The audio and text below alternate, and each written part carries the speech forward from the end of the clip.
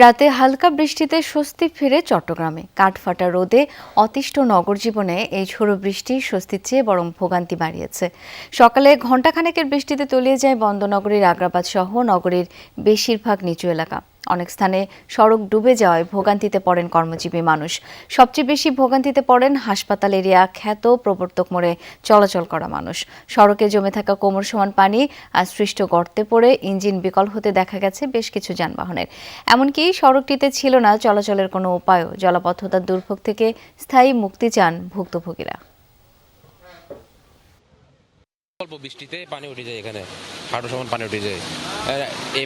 যেমন কি এখান থেকে এখানে আসতে একটা রিক্সা নিয়ে আসতে হয়। ময়লাগুলো ভালো করে ওয়াশ করতেছে না এরা, সিটি কর্পোরেশন এরা ভালো করে ওয়াশ করলে এগুলো ফেলে এখানে থাকতো নাকি? আগে তো এক্সেস রোড হইতো না, এখন তো এখানে সংস্কার করার কারণে এখন ওইখানে আর হচ্ছে না।